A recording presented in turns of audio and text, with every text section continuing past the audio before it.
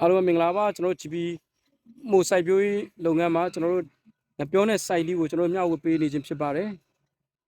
်ဘေးဓာတို့နွားချီတို့မရှိတဲ့နေရာတွေဆိုကျွန်တော်တို့ငပြောနဲ့ကောက်ရွံ့မှုကိုစိုက်လို့ရပါတယ်ကျွန်တော်တို့ငပြောထွက်ပြီးသားငပြောပေါ့နော်ငပြောကန်ခုတ်ပြီးသားငပြောပင်တွေကိုကျွန်တော်တို့ဓာတ်နဲ့ဆင်းမယ်ဆင်းပြီးပြီဆိုကျွန်တော်တို့အောက်ဆုံးကနေပေါ့နော်ဒင်းခွဲအိတ်10အိတ်လောက်ကျွန်တော်တို့ထည့်ပြရမှာဖြစ်ပါတယ်ငပြောကိုခင်းပြီးတော့ကျွန်တော်တို့ငပြောခင်းပြီးတဲ့အပေါ်နဲ့ကျွန်တော်တို့နွားချီပေါ့နော်နွားချီကိုကျွန်တော်တို့ပပလေးလိုက်ခင်းပြရမှာဖြစ်ပါတယ်နွားချီပို့ရင်တော့ဒင်းခွဲနှိမ့်လောက်ခင်းပင်ပူကောင်းပါတယ်ကျွန်တော်တို့ဒီဘက်မှာနွားချီလောလောဆယ်မရသေးတဲ့အတွက်နွားချီကိုကျွန်တော်တို့ဒင်းခွဲတက်အိတ်လောက်ကိုကျွန်တော်တို့ငပြောအပေါ်ကနေပြီးကျွန်တော်တို့လိုက်ခင်းပြမှာဖြစ်ပါတယ်အစင်ကျွန်တော်တို့ဂတ်ထုရှိုက်ပြရမှာဖြစ်ပါတယ်ဂတ်ထုကတော့ကျွန်တော်တို့ရှစ်ပိတ်သားနဲ့ဆယ်ပိတ်သားကြားထည့်သုံးလို့ရပါတယ်ရေကိုအနည်းဆုံးနိုင်ဝက်လောက်စိန်ပြီးတော့ဂတ်ထုကိုပေါ့နော်ကျွန်တော်တို့တေးသေးလေးလည်းမဟုတ်ဘူးပေါ့နော်ဒီရေနိုင်ဝက်လောက်စိန်ပြီးပြီဆိုရင်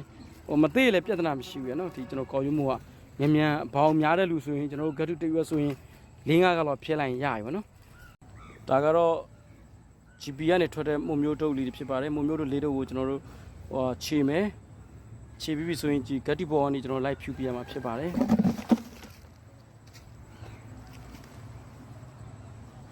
်ဒါကတော့ငပြောပင်နဲ့ကောက်ရုံးမှုစိုင်းနီးပေါ့နော်အဓိကတော့ဒီဘေးဓာတို့နွားချီတို့ရှားတဲ့နေရာတွေအတွက်ကျွန်တော်ငပြောပင်ပေါ်တဲ့နေရာတွေအတွက်ကိုဒီငပြောပင်နဲ့စိုင်းနီးကိုမျှဝေပေးခြင်းဖြစ်ပါတယ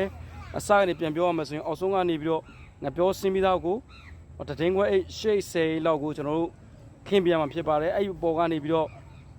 နွားချီတဒင်းလောက်ဆိုရတယ်နွားချီတဒင်းလောက်ကိုပြန်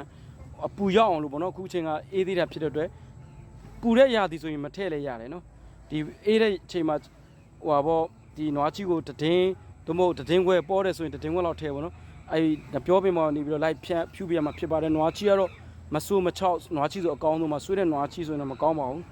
အဆိုကြီးဆိုလည်းတိတ်မကြိုက်ပါဘူးအဲမဆိုးမချောက်လေးဆိုကျွန်တော်အကြိုက်ဆုံးပေါ့နော်ကျွန်တော် site ဒီအတွေ့အကြုံရပါတော့တာကြီးဆိုတယ်ဆိုရင်တော့ရေဖြော်လောင်းရပါတယ်တာကြီးဆိုတယ်ဆိုရင်ရေဖြော်လောင်းလို့ရတယ်အဲဒ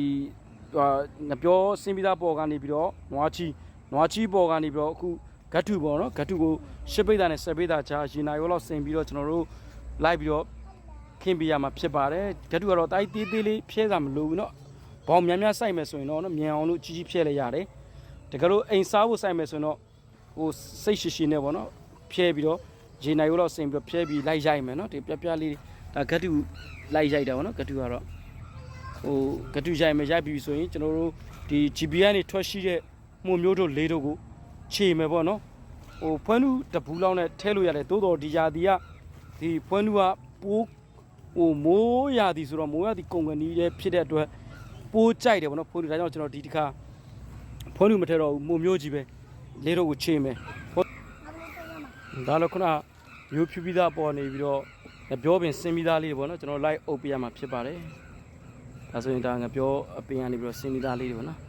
်ဒါစင်းပြီးသားလေးလိုက်အုပ်ပေးနေခြင်းဖြစ်ပါတယ်ခုနငပြောစင်းပြီးသားအုပ်ပြီးဆိုရင်ကျွန်တော်အပေါ်ဆုံးကနေပြီးတော့နွားချီပပလေးပေါ့နော်နွားချီပပလေးလိုက်ပြီးတော့ဖုံးပြရမှာဖြစ်ပါတယ်ကောင်းတယ်ဆိုရင်နွားချီကတော့မဆူမချောက်လေးပေါ့နော်အဲစကားချပြီးသားနွားချီလေးဆိုပူကောင်းပါတယ်အပေါ်ဆုံးနွားချီကိုလေတကယ်လို့ဟိုဖြစ်နိုင်မယ်ဆိုရင်တပတ်လောက်နှက်ထားပါတော့သူလိုအပ်တဲ့အစားအသောက်တွေနဲ့တပတ်လောက်နှက်ပြီးတော့အပေါ်ဆုံးနွားချီကိုတပတ်လောက်နှက်ပြီးပိုစိုက်ရင်မှုကြိုက်တဲ့အစာဟာရပိုရတာပေါ့နော်ဒါတော့ကျွန်တော်တို့ကနှက်ပြီးသားမဟုတ်ပါဘူးကျွန်တော်တို့ဒီဟိုနွားချီအစိမ်းဖြစ်ပါတယ်မဆူမချောက်နွားချီကိုကျွန်တော်တို့ကအခုဟိုပေါ့အပေါ်ဆုံးကနေပြီးတော့ဟိုပြန်အလိုက်အုပ်ပေးခြင်းဖြစ်ရပါတယ်အစပြန်ပြောမှဆိုကျွန်တော်တို့ဒါငပြောပင်နဲ့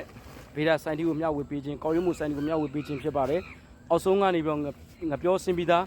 တဒင်းခွဲ10လောက်ခင်းပေးမယ်လက်အထူနဲ့ဆိုလက်4လုံး5လုံးအထူပေါ့နော်ခင်းပြီးပြီဆိုရင်နွားချီပေါ့နော်ကျွန်တော်ကအခုအေးသေးတာဖြစ်တဲ့အတွက်နွားချီကိုတဒင်းခွဲတက်အိတ်ပေါ့နော်တကယ်လို့ပေါ်တယ်ဆိုရင်တဒင်းခွဲ2လောက်ထည့်ပေးလေရတယ်နွားချီမဆူမချော့ပေါ့နော်3လအတွင်းနွားချီဆိုပိုကောင်းပါတယ်နွားချီဆွေးရတော့မကောင်းပါဘူးအဲ့ရပေါ်ကနေပြီးတော့ကျွန်တော်ဂတ်တူရေနိုင်ဝလောက်စိမ့်မယ်10ပိတ်သား10ပိတ်သားလောက်ကိုစိမ့်ပြီးပြီဆိုရင်ဂတ်တူဖြဲပြီးရိုက်မယ်ဂတ်တူအပေါ်ကနေ GB ကနေထွက်ရှိတဲ့မှုမျိုးတို့လေးတို့ကိုဟိုခြေမွပြီးတော့လိုက်ဖြူပြရမှာဖြစ်ပါတယ်အဲမှုမျိုးပေါ်ကနေပြီးတော့အခုငါပြောစင်ပြီးသားပပလေးပေါ့နော်ပပလေးတဒင်းခွဲအိတ် တက်အိတ်လောက်ပဲရှိမှာနော်တက်အိတ်ကြော်ကြော်လေးပဲအဲ့လောက်လေးကိုလိုက်ပြီးတော့အုပ်ပေးမယ်အဲ့ပေါ်ကနေပြီးတော့နွားချီမဆူမချောက်ပေါ့နော်မဆူမချောက်လေးကိုဒါတည်င်းခွဲအိတ်